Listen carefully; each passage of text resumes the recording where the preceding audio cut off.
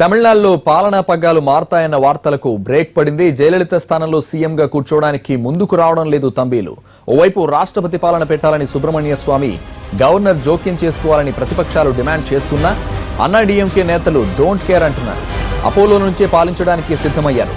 పాలన పడకేసిందన్న విమర్శలు రాకుండా ప్రస్తుతం జయ నిర్వహిస్తున్న పోర్ట్ఫోలియోలను ఇతర మంత్రులు తలొకటి పంచుకున్నారు.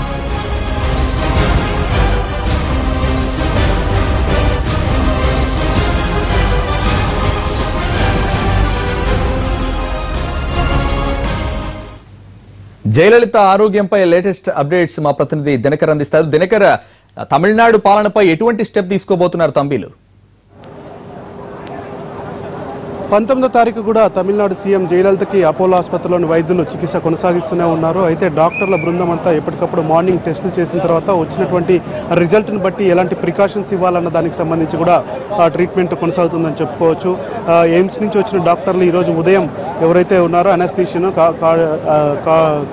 అనస్థీషియన్తో పాటు పల్మనాలజిస్ట్ కూడా వచ్చారో, ఆయనతో పాటు కార్డియాలజిస్ట్ కూడా, ఈ ముగ్గురు కూడా చేసినటువంటి టెస్టులని ఆ తర్వాత రిచర్డ్ బ్యాలెట్ చూసిన తర్వాత కొద్దిగా డోస్ ఎక్కువగా పెంచి ట్రీట్మెంట్ ఇస్తున్నటువంటి పరిస్థితి మనకు సమాచారం అందుతుంది. అయితే హాస్పిటల్ బయట ప్రస్తుతానికి మనం చూసుకున్నట్టయితే ఇప్పుడు కూడా కాసేపటి కిందట కూడా కొద్ది నిమిషాల కిందట కూడా అమ్మకు సంబంధించినటువంటి భక్తులంతా ఎవరైతే ఉన్నారో అమ్మ ఆరోగ్యంగా కోలుకోవాలని చెప్పి దిష్టి తీసి గుమ్మడికాయలు కొట్టినటువంటి సిచ్యువేషన్ అంతా కూడా మనము ఇక్కడ చూడవచ్చు.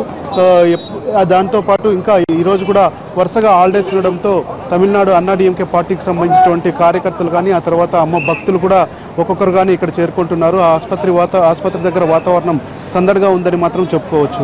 అన్నాడీఎంకే పార్టీకి సంబంధించిన వాళ్ళు కానీ అలాగే క్యాబినెట్లో ఉన్నటువంటి మంత్రులు కూడా ఉదయం నుంచి ఇక్కడ లోపలికి వెళ్తూనే ఉన్నారు. ఇంతకుముందు తెలుగు హారిజన్స్ ఉన్నటువంటి కొద్దిమంది మంత్రులు లోపలికి వెళ్ళడం జరిగింది. ఇక గత 3 రోజులుగా జయలలితను పరామర్శించడానికి వస్తున్నట్టుగానే ఈరోజు కూడా కేరళకు సంబంధించినటువంటి సీఎం అలాగే గవర్నర్ కూడా ఎవరైతే ఉన్నారో అంటే సీఎం పినరి విజయన్ తర్వాత జస్టిస్ సుదర్శన్ గవర్నర్ కూడా వస్తున్నారు. కాసేపట్లో కూడా ఇక్కడికి పుదుచ్చేరి లెఫ్టినెంట్ గవర్నర్ కిరణ్ బేడి కూడా ఇక్కడ చేరుకునే అవకాశం ఉంది. మొత్తం హాస్పిటల్ లోపలికి అన్నాడీఎంకే పార్టీకి సంబంధించినటువంటి కార్యకర్తలు కావచ్చు, వాళ్ళైతే మిగతా ఎవరైతే ఉన్నారో వాళ్ళు కూడా వెళ్ళడం జరిగింది. మెయిన్ బ్లాక్ ఏదైతే ఉందో ఆ మెయిన్ బ్లాక్ లోపల రూమ్ నెంబర్ 208లో చికిత్స పొందుతుంది సిసియులో తమిళనాడు సీఎం జయలలిత. అయితే ఎవరు వచ్చినా కానీ వాళ్ళని వార్డు దగ్గరకు మాత్రమే తీసుకెళ్లడం జరుగుతుంది. ఆ తర్వాత అక్కడ ఉన్నటువంటి డాక్టర్లు ఎవరైతే ట్రీట్మెంట్ ఇస్తున్నారో వాళ్ళందరూ కూడా వచ్చినటువంటి గెస్ట్లకి జరుగుతున్నటువంటి ట్రీట్మెంట్ గురించి వివరించడం జరుగుతుంది. అయితే ఈరోజు ఉదయం తమిళనాడుకు సంబంధించి అలాగే తమిళనాడు రాజ్భవన్లో వెళ్ళి గవర్నర్ను కలిశారు మా కేంద్ర మంత్రి వెంకయ్య నాయుడు. నిన్న రాత్రి ఆయన వచ్చి జయలలిత ఆరోగ్యం గురించి ఎవరు కూడా వదంతులు వ్యాపింప చేయకండి అని చెప్పి అన్నారు. అయితే బయటకు వచ్చిన తర్వాత ఈరోజు ఉదయం ఆయన గవర్నర్ను కలిసిన తర్వాత బయటకు వచ్చిన తర్వాత కీలకమైనటువంటి వ్యాఖ్యలు చేయడం జరిగింది.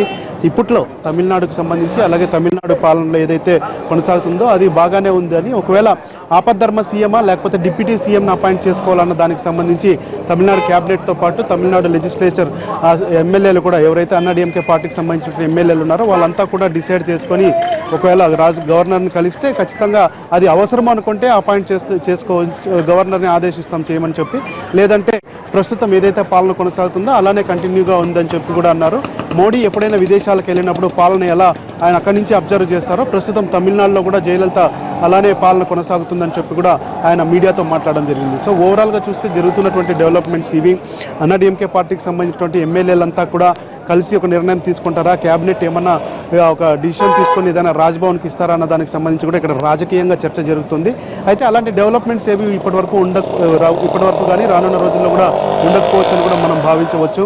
ఎందుకంటే షీలా బాలకృష్ణన్ కానీ సిఎస్ రామ్మోహన్ రావు కూడా పాలనాపరమైనటువంటి నిర్ణయాలు తీసుకుంటున్నారు. ఇక పార్టీ పరంగా ఎక్కడికక్కడ జిల్లాకు సంబంధించినటువంటి నాయకులు క్షేత్రస్థాయి కార్యకర్తలకు కూడా ఆదేశాలు వెళ్ళాయి. ఎవరు కూడా చెన్నైకి రావద్దని, అమ్మ కోలుకుంటుందని చెప్పి పార్టీ నుంచి వెళ్తున్నటువంటి సమాచారం. వాళ్ళు కూడా డాక్టర్లు ఏదైతే ట్రీట్మెంట్ ఇస్తున్నారో ఆ ట్రీట్మెంట్ని కింద స్థాయి క్యాడర్కి అలాగే జిల్లాలో ఉన్నటువంటి మంత్రులు ఆ తర్వాత ఎమ్మెల్యేలకు కూడా ఇస్తున్నటువంటి సమాచారం. సో ఓవరాల్గా చూస్తే అన్నాడీఎంకే పార్టీ సూచనల ప్రకారం కానీ అలాగే డాక్టర్లు ఇస్తున్నటువంటి బులెటిన్ ప్రకారం అయితే అమ్మ స్థిరంగా కోలుకుంటుందని చెప్పి ఆవిడకి రెస్పిరేటరీకి సంబంధించినటువంటి ట్రీట్మెంట్ కొనసాగుతుందని కూడా చెప్తున్నారు. అయితే ఏం చేయాలి, ఎలాంటి నిర్ణయం ఇంకా బయటకు వస్తుందన్న దానికి సంబంధించి నిన్న రాత్రి అయితే హెల్త్ బులెటిన్ ఇవ్వలేనటువంటి పరిస్థితి ఉంది.